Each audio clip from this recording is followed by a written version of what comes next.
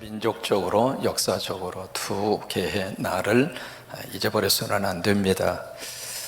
첫 번째 날은 우리가 기억하고 있는 대로 1945년 8월 15일.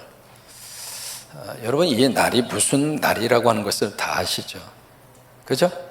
들어오실 때 이미 뭘 다 받았죠? 왜 태극기를 주는 줄 아시잖아요. 이 날이 무슨 날이구나. 다 우리가 기억하고 살고 있습니다. 그런데 이 8월 달에 들어서서 이 1945년 8월 15일 이 날만 기억하면 안 됩니다. 또 하나 우리가 역사적으로 꼭 잊지 말고 기억해야 할 또 하나의 날이 있습니다. 그 날이 무슨 날이냐면 1910년 8월 29일입니다. 여러분, 8월 29일이 무슨 날이죠? 아시는데 대답 안 하시는 거잖아요. 여러분, 1910년 지금부터 113년 전 경술년에 과연 이 땅이 8월 29일 날 무슨 일이 있었죠? 한일 합병. 여러분, 그 단어 자체도 사실은 일본 입장에서 나온 단어입니다. 한일 합병 또는 한일 합방 또는 이제 병합, 그 단어 모두가 다 일본 입장에서 지어낸 이야기들이에요. 사실 그 날은 우리 역사적으로 경술련 국치일입니다. 국가적으로 치욕스러운 날입니다. 국가적으로 수치스러운 날이에요.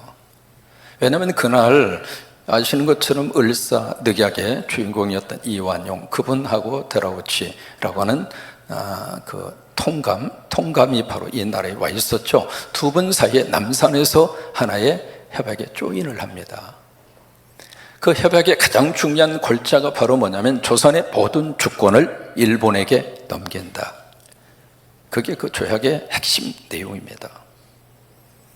그것이 바로 1910년도, 지금부터 113년 전 8월 29일 날 있었어요. 여러분, 우리가 8.15 광복도 참 기쁘고 행복하죠. 왜요? 이 광복을 누가 주셨는가? 하나님이 주셨어요.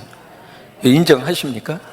함석헌 씨가 뜻으로 본 한국 역사라는 그 책에서 광복은 이 땅의 모든 민초들과 백성들에게 간절한 마음의 소원을 하나님이 들으셔서 오늘을 갑자기 이민족에게 주신 하나님의 선물이다 그랬어요. 여러분, 그 당시에 광복이 있으리라고 하는 생각을 아무도 광복을 기대하지도 않았고 광복을 꿈꾸지도 않았어요. 그러니까 광복은 하나님이 이 땅에 주신 하나님의 놀라운 선물이거든요. 그래서 우리가 광복 1945년 8월 25일 이 날도 우리가 기억을 하지만은 이 광복과 더불어서 지금부터 113년 전에 경술련에 이 땅에 무슨 일이 일어났었는가? 일제가 이 땅을 통치하는 35년, 36년 동안 해마다 8월 29일이 되면 이 조선 땅의 모든 집에 굴뚝에 연기가 나지 않았습니다. 뭐예요? 밥을 지어 먹지 않았습니다. 아침, 점심, 저녁. 나라를 빼앗긴 이 민족이 무슨 밥이 목구멍으로 넘어가냐 이거예요. 나라를 빼앗기고 수치스럽게 살고 있는데 이 조선 사람들이 무슨 뜨뜻한 밥을 해서 그 밥을 아랫목에 앉아서 먹을 수 있는 체면이 있느냐 이 말이에요.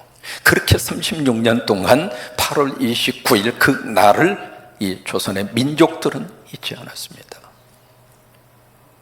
역사는 기억하지 않으면 반복돼요. 역사를 잊어버리면 그 역사가 또다시 우리 역사 속에서 다시 일어나는 거예요. 여러분, 8월 29일 날 그 조인 그 선포와 더불어서 바로 경복궁에 일장기가 풀려있기 시작했습니다. 그 수치스러운 날을 우리가 역사 속에서 지운다? 역사 속에서 우리가 덮어버린다? 여러분, 이게 사실입니까? 지어낸 이야기입니까? 역사의 사실이 지워지나요? 역사의 사실이 없어지나요? 근데 언젠가부터 우리나라의 달력 속에 8월 29일이 국지일이라고 하는 문구조차도 사라져버린 거예요. 우리는 이 날을 기억해야 합니다.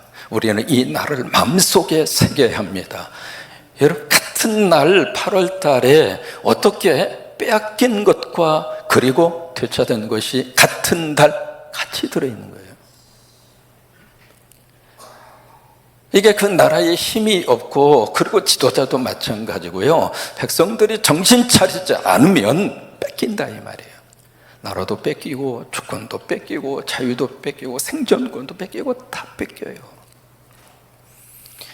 그런데 그 나라의 민중들이, 그 나라의 백성들이 정신 차리고 믿음으로 말하면 하나님 딱 앞에 제대로 서서 하나님 붙잡고, 믿음으로 서면 하나님이 빼앗긴 것도 되찾게끔 하나님이 역사하시더라 그 말이에요.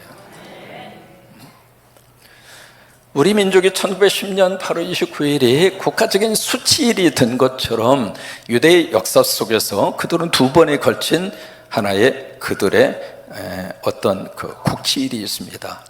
BC 587년입니다. 상당히 오래전 이야기죠. BC 587년 5월 9일입니다. 이 나라 이스라엘 땅에 무슨 일이 일어났는가? 바벨론이라고 하는 제국이 들어와서 이스라엘을, 유다를 완전히 멸망을 시킵니다. 그러니까 유대민족 입장으로서는 국치일이 되는 거죠. 근데 이것이 한 번으로 끝나지 않고 그 다음에는 AD예요. AD 70년입니다. AD 70년인데 참 묘하게도요, 날짜가 같아요. 5월 9일입니다. 같은 날짜에 이번에는 무슨 일이 있었는가? 로마 제국이 예루살렘을 완전히 초토화시켜 버립니다. 이게 유대 역사 속에 그들에게 있어서의 두 번째 국치일이 되겠죠. 이런 국가적인 수치를 배경으로 해서 오늘 여기에 성경에 한 구절에 한 시인의 고백을 통해서 그들의 심정과 그들의 마음을 성경에 담아놓은 것이 여러분 오늘 함께 읽으신 시편 137편입니다. 여러분, 나라가 망하면은요, 그 백성과 민족은 천덕꾸리가 돼요. 그래서 우리는 기도합니다. 하나님, 이 나라에 다시는 치욕스러운 일이 일어나지 않게 하옵소서. 주여, 다시는 이 나라의 외세의 심리학에 들어와서 이 나라를 짓밟지 아니하도록 교회가 교회다움의 본질을 놓치지 않도록 도와주시고, 하나님 잘 섬기도록 도와주시고, 우상이 이 땅에서 사라지게 하시며, 그래서 우리 백성들이 정신 차리고 다시는 그런 일을 겪지 아니하도록. 그래서 포로가 돼서요, 바로 이스라엘 예루살렘에서 바벨론 거기까지 무려 1300km입니다. 그 길이 짧아요? 길어요? 1300km. 굴비 엮듯이 다 엮어서 발에 수갑을 채워서 1300km를 걷고 또 걷고 걸어서 포로가 돼서 그 나라로 끌려간 겁니다. 그게 하나의 시의 배경이에요. 그래서 1절에 보시면은 뭐라고 딱 이 시인이 여기서 첫 번째 노래를 부르냐면, 우리가 바벨론 강가에서 어디를 기억하고?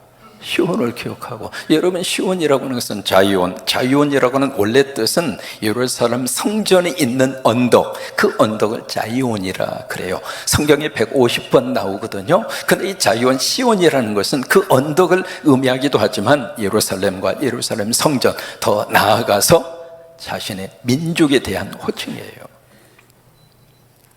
그것을 기억을 하고 지금 바벨론 강가에서, 바벨론 가장 큰 강이 유프라데스 강입니다. 그 강과 더불어서 거기에 이제 그 을레 강, 또 에발 강, 그런 강들이 성경에 기록이 되어 있거든요. 그 강에 바로 포로로 잡아온 이 유대 민족을 거기다가 집단촌을 형성해서 거기서 살도록 그렇게 한 거예요. 그러니까 강가에 앉아서 이렇게 무엇을 지금 기억하냐면 시온을 기억하고, 이역 만리 남의 땅에 포로가 돼서 자유도 없이 완전히 노예로 그렇게 하루하루를 지내면서 그들의 마음속에 왜 우리 조국은 이렇게 됐는가? 어떻게 다 우리 민족은 이 모양 이 꼴이 됐는가? 하나님이 섬기던 우리 민족이 이 땅까지 끌려와서 교일이 되었는데 예배도 드리지 못하고, 생명처럼 여기던 성전은 다 파괴되어 버리고, 어찌하여 우리는 이렇게 되었는가? 그 생각을 하면서 시온을 기억하고 그들이 막 울어요. 여기 울었다라고 하는 이 말을 히브리 말로 잠깐 여러분 소개해 드릴게요. 이 단어가 무슨 뜻이냐면 바카라고 하는 뜻이에요. 바카. 이 울었다고 표현되어져 있는 히브리어 이 단어는요, 슬퍼서 눈물 쭉 흐르는 그 눈물이 아닙니다. 내가 속상한 일을 당하고 내가 견딜 수 없는 감정의 복받침 속에서 나오는 그 눈물을 의미하는 게 아니에요. 여기서 바카라고 하는 것은 대성통곡하는 거예요. 견딜 수 없는 그 괴로움과 슬픔 속에서 자신의 몸을 어떤 의미에서 쥐어뜯으면서 땅을 치면서, 사람이 말이죠, 있을 때는 잘 몰라요. 주변에 우리 가족의 주변에 우리 사랑하는 형제 자매들이, 그리고 뭐든지 다 마찬가지입니다. 내가 늘 이렇게 대하고 익숙한 것에 대해서 고마운 줄을 몰라요. 그것에 대해서 감사가 사실은 우리들의 생활 속에서 많이 약화가 됩니다. 언제 하는가? 상실하고 나면. 여러분, 나라는 더욱 그렇습니다. 주권이라고 하는 게 바로 그런 정도예요. 그래서 막 거기 그 강변에 앉아서 막 대성통곡하고, 그러면서 2절에 보시면 그들의 하나의 행동이 나옵니다. 바로 그들이 지금 뭘 받는가? 버드나무를 보는 거예요. 그 버드나무 가에 그들이 뭘 갖다가 지금 걸어 놓았느냐면 수금을 갖다가 걸어놔요. 이 버드나무라고 하는 것은 두 가지의 뜻을 가지고 있습니다. 강변에 저렇게 잘 이렇게 쭉 쳐진 상태로, 영어 번역에서는 포플라라 그렇게 번역했거든요. 그래서 쭉 쳐진 모습으로 저 버드나무가 심겨져 있는데, 저게 바람이 불면 버드나무 이파리하고 가지하고 서로 부딪혀요. 부딪히면 거기서 나오는 그 소리가 참 처량합니다.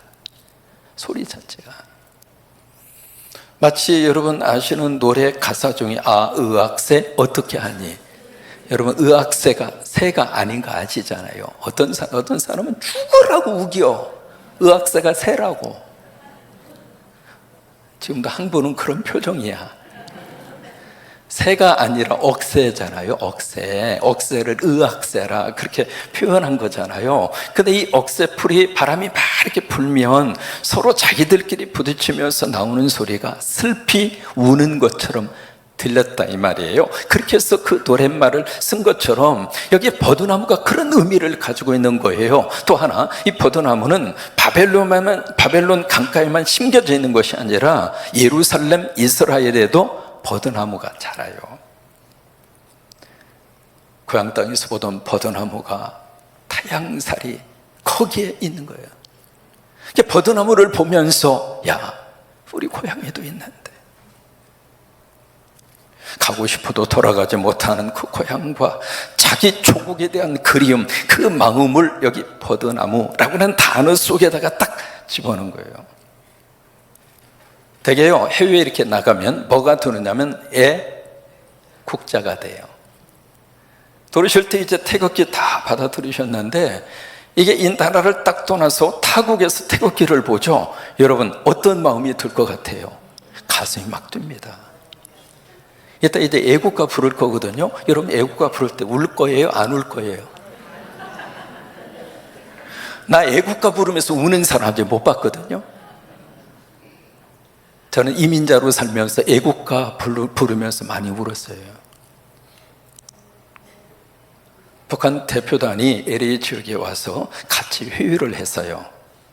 같이 회의를 했는데 바로 내 옆에 북한에서 오신 여성 동무가 어떻게 돼서 제 옆에 앉았어요. 인물 순으로 해서 와서 앉았는지 어쩐지 다 같이 이제 일어나서 같이 노래를 불렀습니다. 그때 무슨 노래를 불렀는가?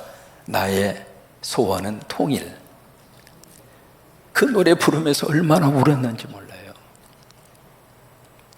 이게 이 나라를 떠나서 남의 나라에서 살면은 이 애국가가 그냥 애국가가 아니에요.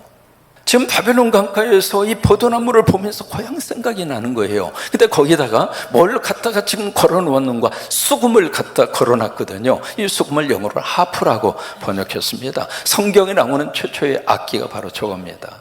예배할 때 하나님 앞에 연주하던, 오늘 이렇게 고로리 앙상블에 이 악기로 하나님이 연주하는 것처럼 저 수금을 통해서 연주하면서 하나님이 찬양하고 예배하고 그러던 악기거든요. 근데 이 악기를 지금 어디다 걸어놨는가? 버드나무에다 딱 걸어놨어요. 왜 걸어놨어요? 연주 안 하겠다 그 말이죠. 근데 여기 걸었다라고 하는 이 말이 무슨 뜻이 있냐면 이게 사형 집행할 때 쓰는 단어예요. 근데 여기에 복수입니다. 이 단어가 버드나무들, 수금들, 복수의 두 개 같아. 그러니까 바벨론 강변에 있는 모든 이 버드나무마다 수금들이 전부 다 걸려져 있는데 바로 뭐냐면 연주하는 그 악기를 장례식 치른 거예요. 왜 그랬는가? 그 이유를 3절에서 설명합니다.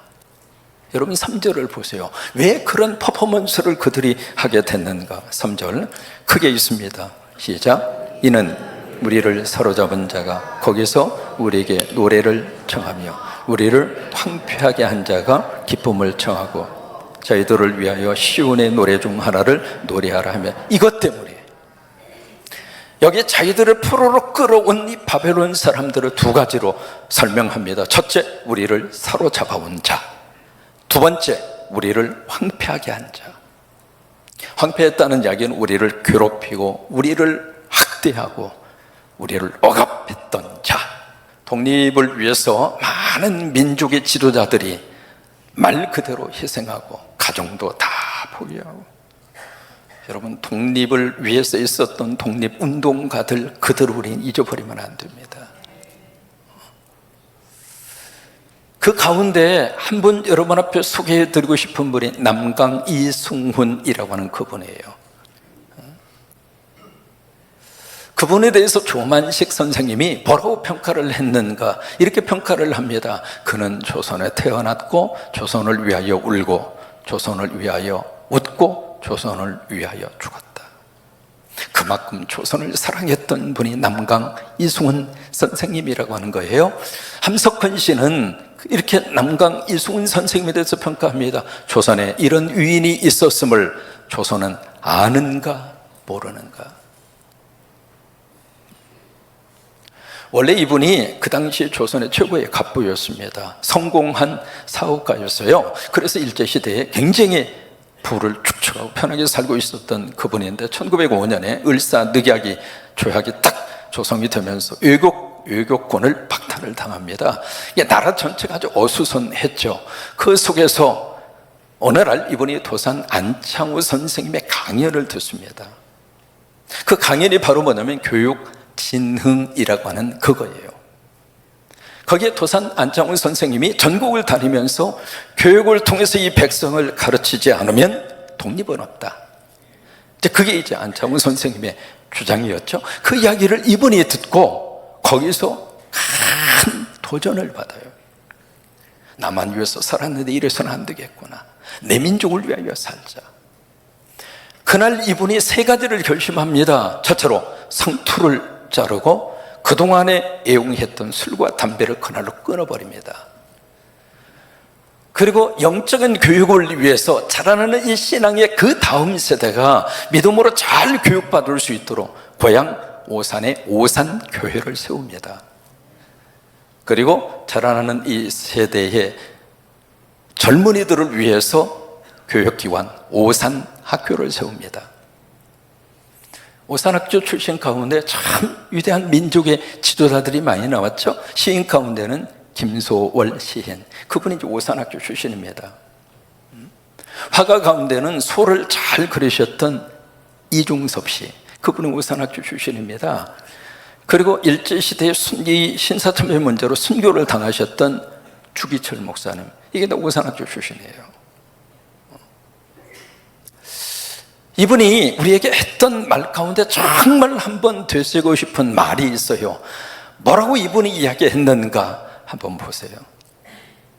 우리가 할 일은 잘 한번 유심히 보세요. 우리가 할 일은 민족의 역량을 기르는 일이지 남과 연결해서 남의 힘을 불러들이는 일이 아니다.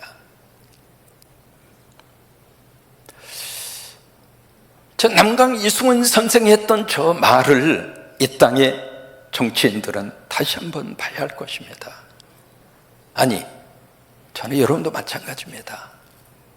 우리가 해야 할 일은 이 땅의 영향을 기르는 일이다.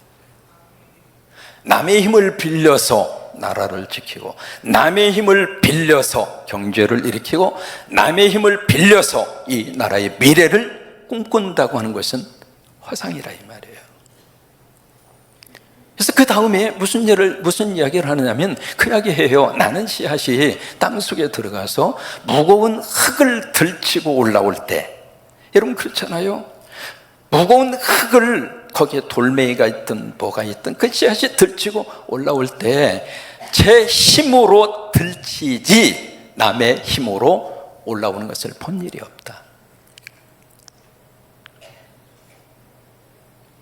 우리가 이것을,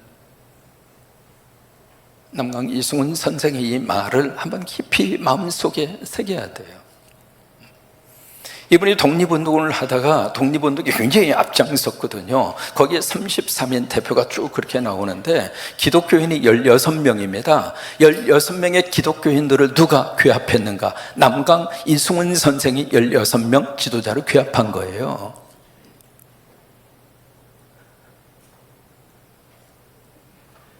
그렇게 하면서 그분이 이제 독립운동에 그렇게 애썼습니다. 그렇게 애썼는데 이분이 일본 순사한테 붙들렸어요. 붙들려서 고문을 당하고, 우리가 상상할 수 없을 정도로 그 고문을 당하는데, 순사가 불러다 놓고 그렇게 막 거기서 신문을 합니다. 당신 말이야, 누가 시켜서 지금 독립운동을 했느냐고, 배후를 밝히라고, 시킨 사람 이름을 대라고.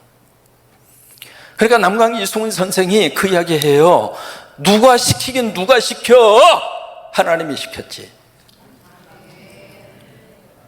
누가 시켜요? 하나님이 시켜서 했지. 여러분, 이게 믿음의 사람의 고백이에요. 시키긴 누가 시켜요? 하나님이 시켜서 한 거지. 아멘입니까? 이게 우리 믿음의 사람의 기본이에요.